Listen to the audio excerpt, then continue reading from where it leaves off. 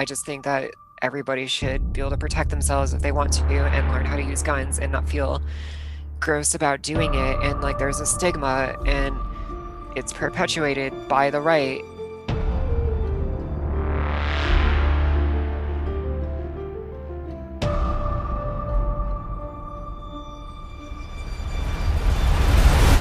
Welcome to the Desk to Defender podcast.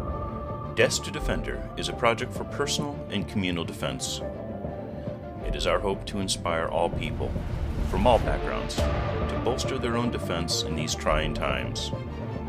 With our manual and this podcast, we want to get you from out in front of the desk and into the front lines of this resistance.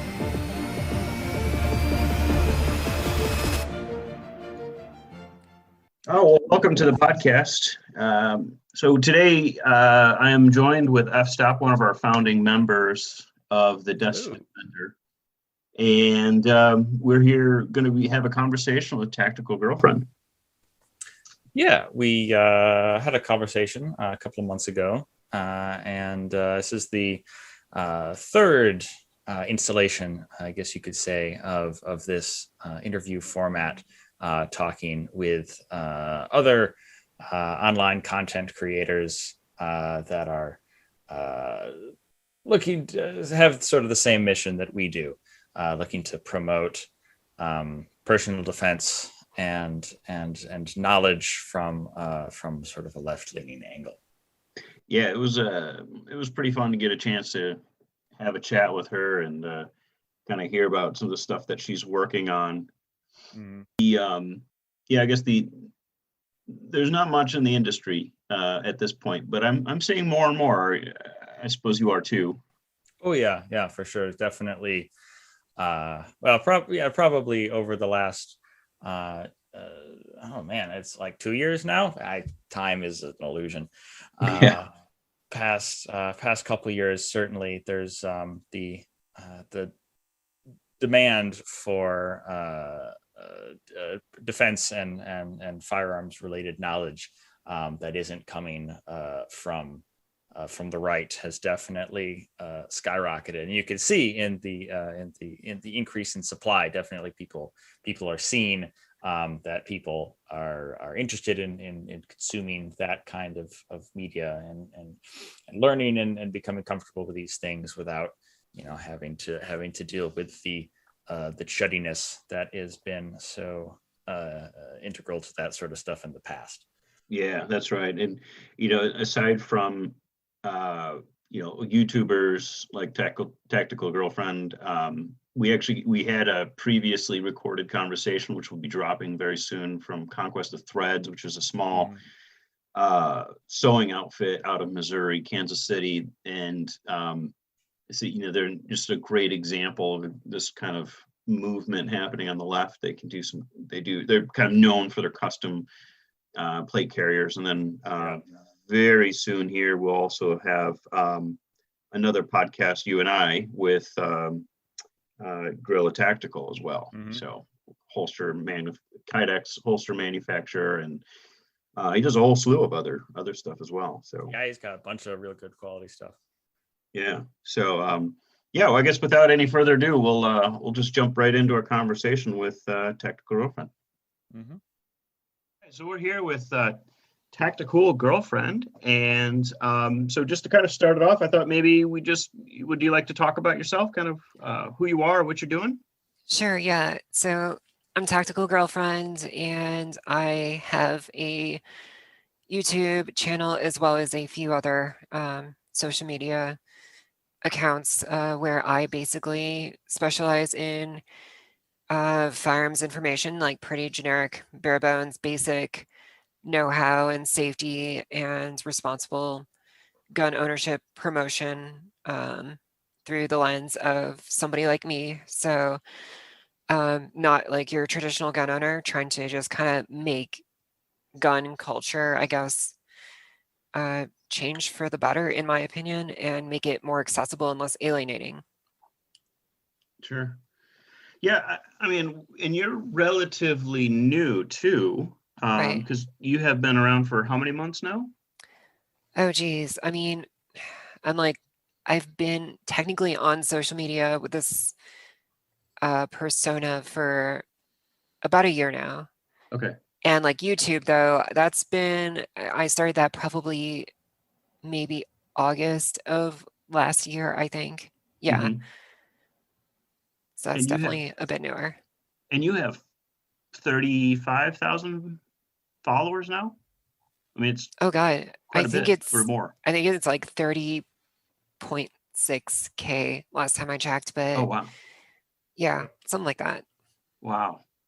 Yeah, that's awesome.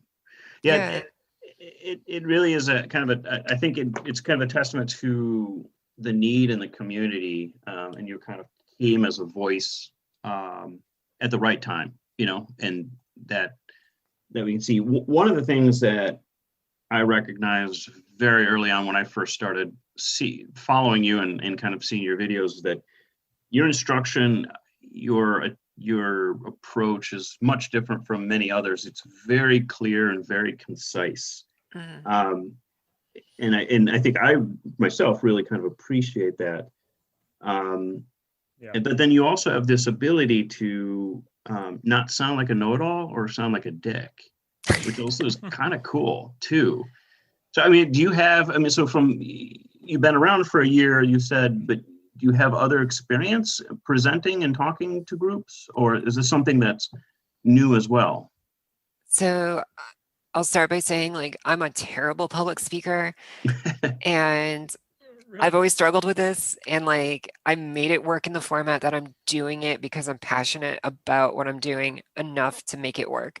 Uh-huh. But that being said, like as far as like firearm instruction goes, I've informally been instructing people with what I know, at least to the extent that I can, on how to shoot and how to become as proficient as I am.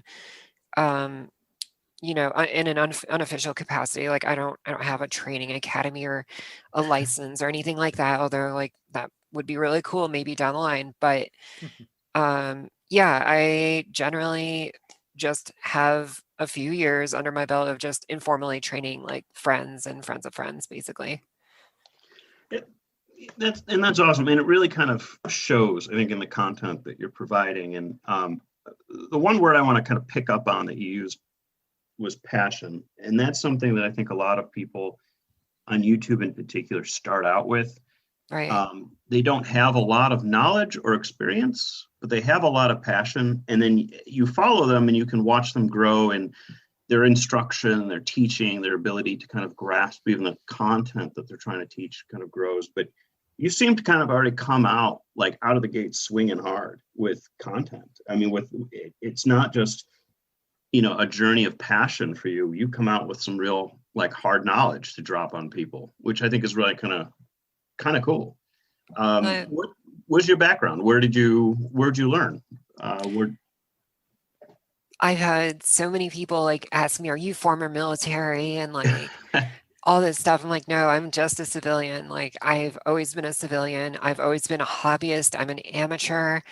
I have no professional experience whatsoever with firearms. And like that being said, it's been a hobby and I am passionate about it to the extent where I do it a lot and I've learned a lot. And a lot of that like has just been through osmosis by like hanging around other people who are more knowledgeable than me and like picking up whatever I can learn from them and going like at home doing a ton of research. I am just absolutely just neurotic when it comes to research. So I'm really good at that and like good at finding information and then like going out to the range and just trying things that people are talking about wherever I can find that info. And yeah, it's kind of more or less just a pretty organic approach to training that I've had. And like that being said, once COVID is like really, really like nipped in the bud, and like I probably just cursed the world for like 10 years more pandemic. But I think we're a bit late for nipped in the bud. yeah, yeah, no, nothing is nipped in the bud here. But I guess risk is feeling low enough for me and everyone around me that I probably will attend some more formal classes because I've been meaning to do that for a very long time, but time is just not allowed for it. And yeah, this threw a huge wrench in my plans for sure. Yeah, as I think so many other people, and it's just kind of one of those things. I think we just roll with the punches. Right. Plans. I remember plans. Do you remember Yeah, going places? You remember places. doing things. Vaguely. Yeah, it's it's a crazy world that we live in, and I think everybody knows. We're all experiencing together. I think that's one thing that we can't, forget. Oh, for Um, sure. but when you're looking at, when you're doing your research and you're going out into the gun community, I know for myself, I got very excited about firearm instruction, watching lots of stuff on YouTube myself. But you get kind of run down by all the garbage that's out there, and I think that there's, I guess one person's treasure is another person's bullshit, and so much of the firearms industry is like predicated on other people's bullshit. I think for you to be able to do your research and kind of cut through that and be able to present things that are very accurate, very concise. Do you have, are there places or things that you kind of rely on as far as sources, or places where you kind of go, or are inspiring to your presentations to your presentation of the information? Yeah, honestly, it kind of all feeds back into itself, and like YouTube is a huge wealth of information for me. And when it comes to firearms, especially, like there are certain videos, at least I will say, that are like good at demonstrating certain things, although there's a ton of garbage there too, and all of it is garbage to some degree, because it's all terrible. And that's why, like, I'm like, okay, so like what if I learn what I can and repackage this information so that it's presented in a more palatable manner. And that's kind of where I've gone from. And like, also like go on forums and read documents that people, have written articles about certain things, and methods and techniques. I just like geeking out about that stuff. So, I just kind of digest everything digitally and synthesize that in a what I think is like the way I would want to see the information presented, at least. Mm-hmm. Like GunTube is atrocious, and so like I'm just like, okay, well, if GunTube looks like what I would want it to look like, that's basically what my channel is. Mm-hmm. Sure. And one of the things I think that really distinctly sets you away from the other channels is their emphasis on safety. I think that to me is very, that one kind of sticks out, because that's what I get most frustrated with, is kind of that, and this is in all social media areas, where people are just very blasé nowadays about gun safety in particular. And you seem to kind of hold that true in almost all of your videos that I've seen. Yeah. For sure. Is there something about gun safety that, I guess, that you've recognized too, or is that just kind of because you're approaching the subject matter with a great amount of weight? Yeah, like guns aren't toys as much as like people want to regard them as such. And like, Mm-hmm. yeah, you can have fun shooting a gun, but like at the end of the day, it's definitely not a toy. Like it is extremely dangerous, and it's like, um, you gotta respect it, and you have to have like reverence for that safety, because it's gotta be in the front of your mind, not in the back of your mind, like constantly whenever you pick one up. So, and like there's so many considerations, and like guns are wildly like not practical tools in a lot of circumstances, and like we got to recognize those limitations and like understand how to like like strategically approach this in terms of like reducing harm, because so many people are like accidentally hurt by negligent discharges all the time, and people are just lazy and not on guard. And I just really hate seeing that stuff, because I'm like, wow, this is like a really dangerous thing that you're doing. And at the range, people will like, there was that one clip of that one dude who recently shot a steel plate with 50 BMG and got his hat or his like ear pro knocked off by the ricochet. Oh, I saw that. Like it's just like absolutely wild. Like people, I think I'm inspired more than anything by just like going to the range and seeing how other people behave. And I'm just like, whoa, like who taught you this? Like who taught you how to shoot a gun? Because you're not there. Like you're not at the shooting part. You're like, you still need to start with like the basic safety and go from there. And so I don't know. I really feel like you can't repeat it enough. Like you can't repeat safety enough. So I just try to keep that like at the forefront of everything that I do and when I instruct people, and like therefore it also goes into my presentation as well. Sure. Yeah, I'm an avid rock climber, and there's an old adage: there's old climbers and bold climbers, but there's no old bold climbers. And I've always kind of taken that to many of the different aspects of it. You go out and climb enough, you see a lot of yahoos that are doing crazy stuff. You just learn how to find ways to interject and create a more safe environment for everybody. And it's hard to do. It definitely is. Yeah.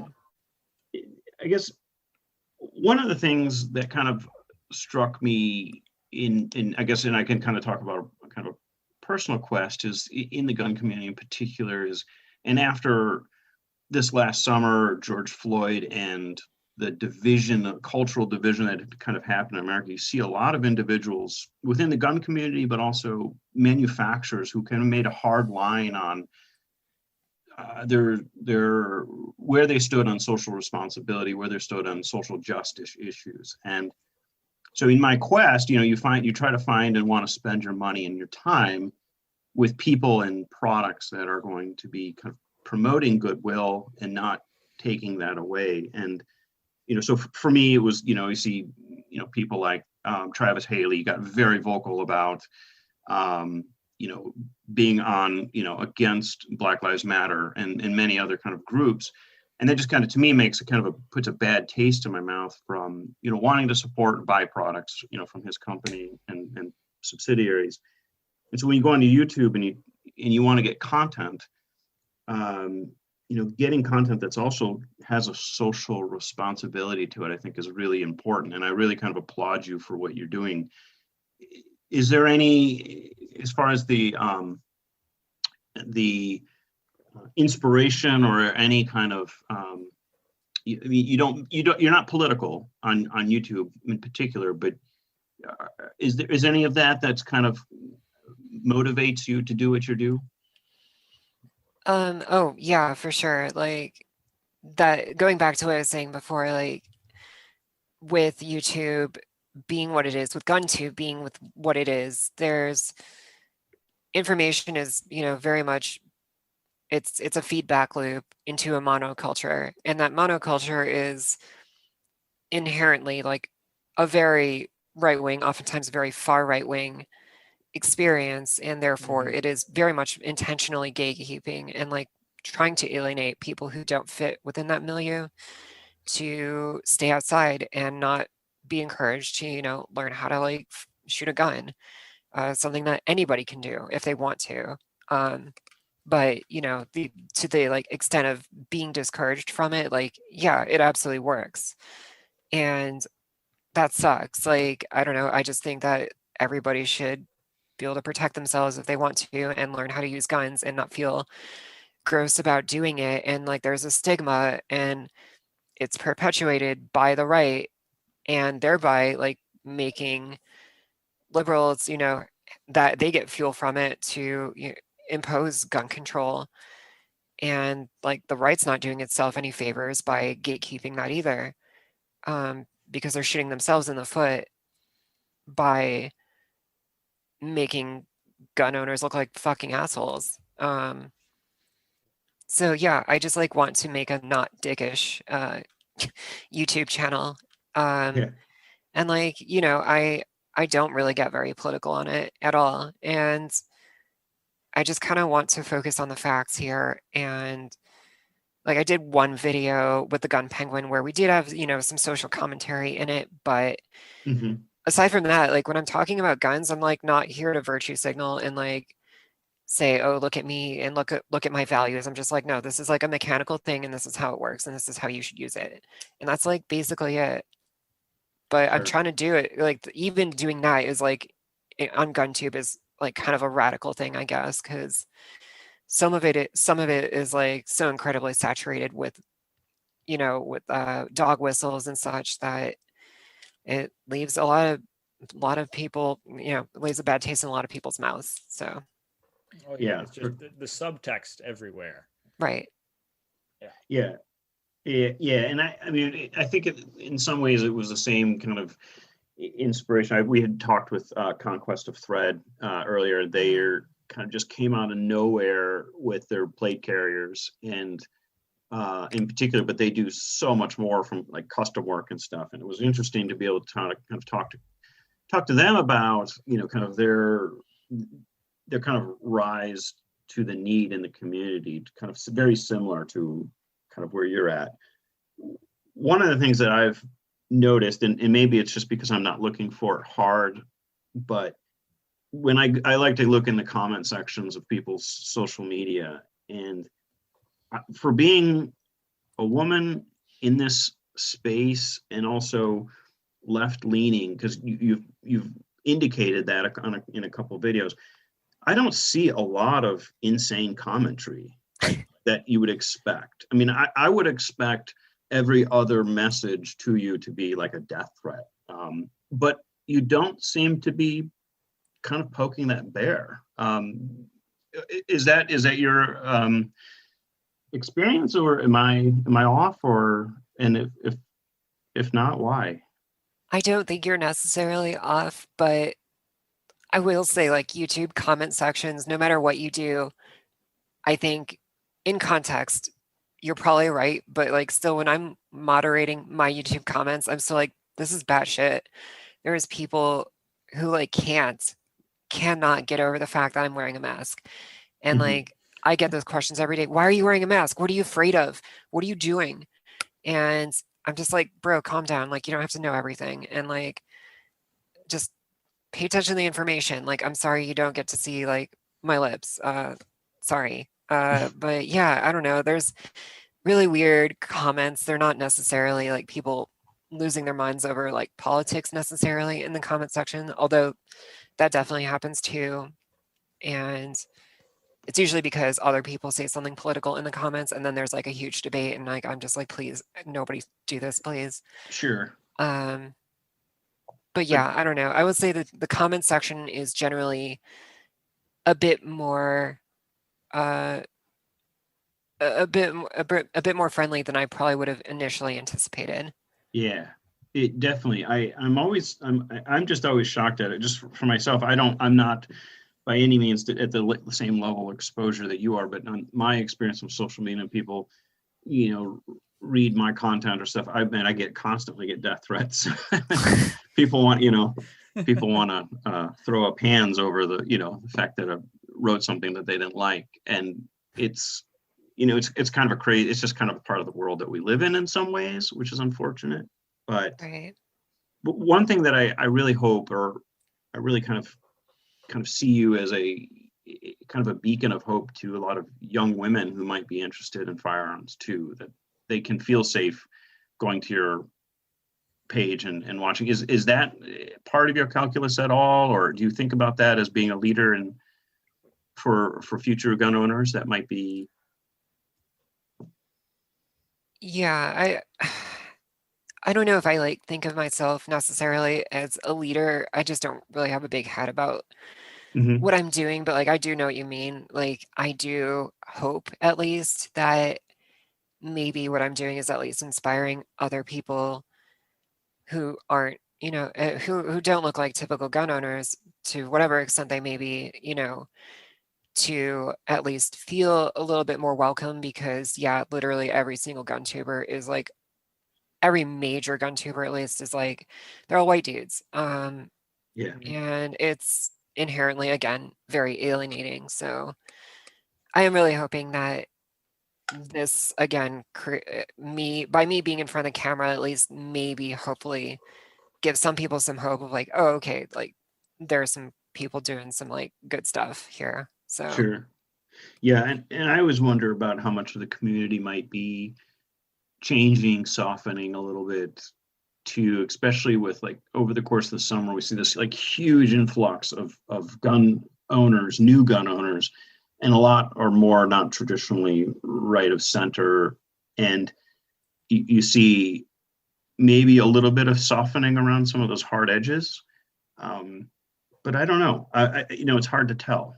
If that's yeah, I don't know. It's like it's really weird. I've seen two different ends of that. Basically, like part of the gun community has been like, yeah, this is great. Like we've got so many new gun owners.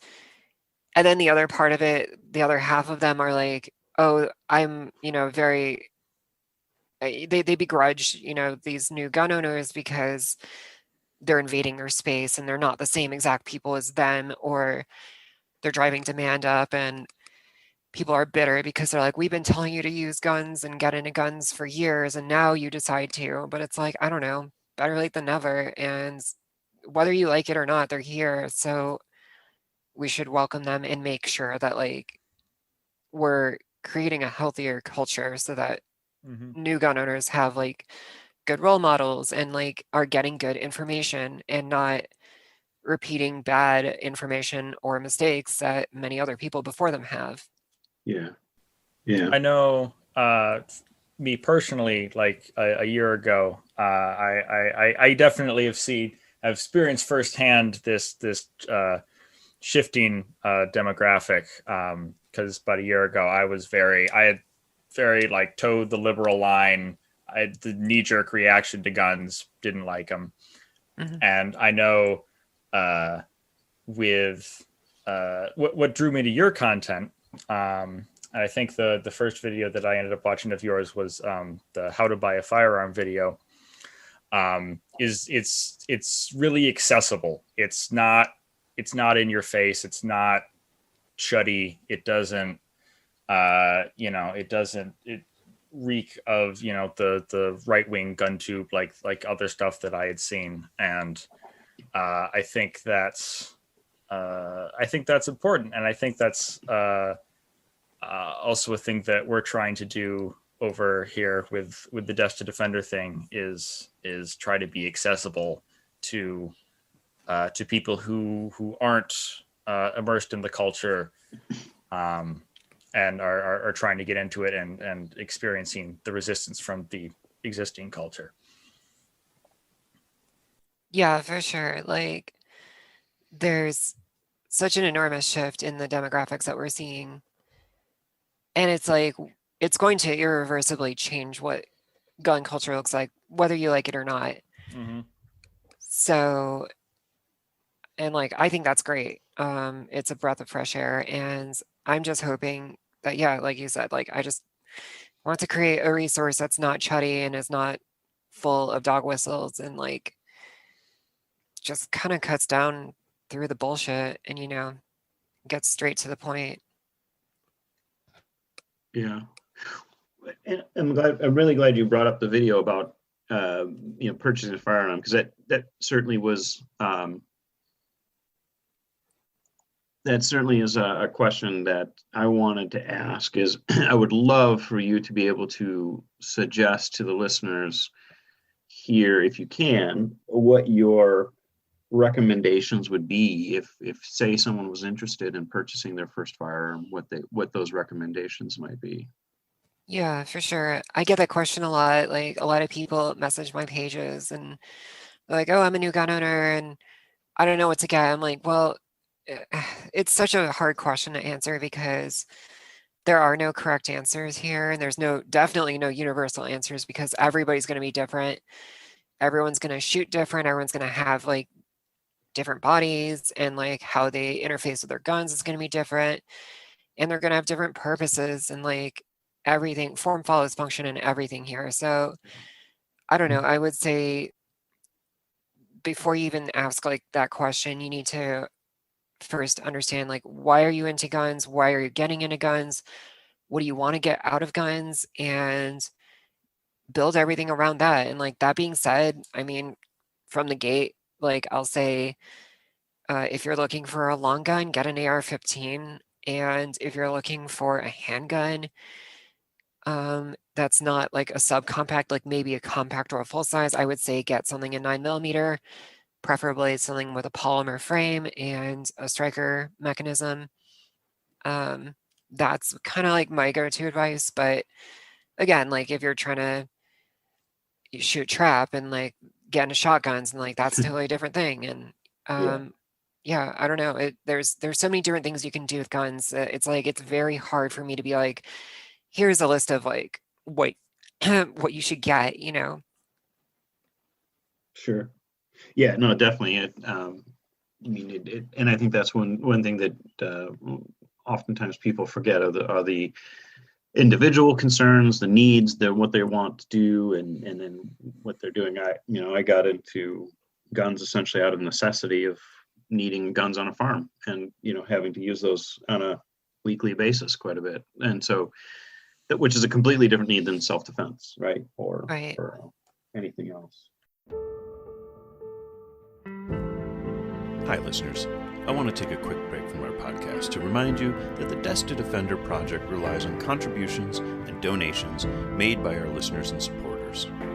We hope that you are learning a lot about building solidarity and defending your communities through our discussion. If you are enjoying this podcast, we ask you please to consider subscribing and visiting our website. For any of you with means, please also consider becoming a patron through our Patreon account. Thank you, and enjoy this podcast.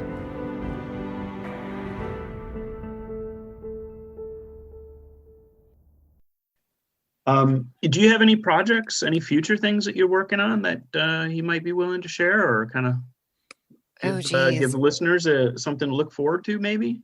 And maybe another. I know you just released a video, but maybe something you might be doing. I mean, honestly, I don't really have anything big in the pipeline right now. It's more or less just me, continuing to truck along and find new topics to talk about and talk about them. I've got so much to do. I've got so many different subjects I do want to cover, and like I eventually want to get a little bit away from like, okay, we've talked about the basics here. Like, let's talk about drills and some more advanced stuff. But like I've just been wanting to get this channel, so like it is a very holistic approach to covering the basics of firearm ownership and just making sure like everyone's on the same page, and then like work from there. And maybe do some product reviews here and there, but like I really, really, really don't want to become a product review channel. And like I don't know, I feel like so many gun tube channels go that direction, and it's just like it becomes really trite and very industry navel gazing heavy, and I'm just like I'm not about that. Like I just want to talk about concepts more than anything. Sure. Mm-hmm. Yeah. Well, before we close, is there what are the ways in which listeners can see your content? What are the platforms that you're on? And sure, yeah. So I'm on youtube.com/tacticalgirlfriend. I'm on facebook.com/tacticalgirlfriend, and instagram.com/tacticalgf, and then twitter.com/tacticalgf. And I think those are all my channels. Yeah. Excellent. Awesome. Well, I really want to thank your time and hanging out with us, talking. Thank you. And we really look forward to future content and the things that you're doing. So we're definitely going to keep an eye on you, and we might even ask you to come back and hang out with us again. That'd be great. I appreciate y'all having me. Thank you. Cool. All right. Well, have a great night. You too. Thanks.